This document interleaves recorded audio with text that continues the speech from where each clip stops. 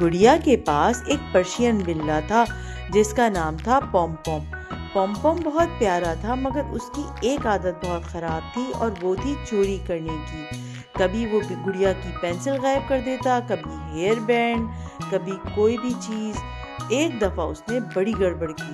وہ یہ تھی کہ اس نے گڑیا کے ابو کی چپل چرا لی اور یوں ابو اچانک سے چیخے، میری چپل کہاں ہے؟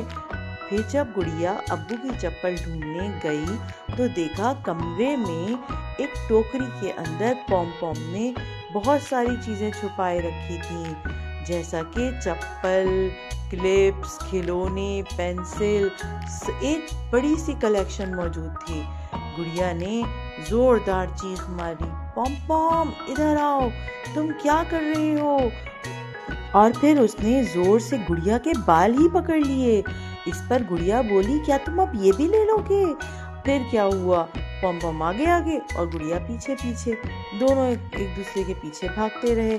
پھر جب تھک گئے تو پھر گڑیا نے اس کو سمجھایا کہ تم اس طرح کی حرکتیں کرنا چھوڑ دو، چوری کرنا چھوڑ دو۔ تو پھر بھئی دوستوں کیا ہوا ہوگا؟ پوم پوم شرمندہ ہو گیا۔ پوم پوم نے بولا، اب میں آئندہ ایسی حرکتیں نہیں کروں گا، کیونکہ سچ جو ہوتا ہے وہ ہمیشہ سامنے آ ہی جاتا ہے۔ پھر گڑیا زور سے ہنسی اور پوم پوم کو خوب پیار کیا۔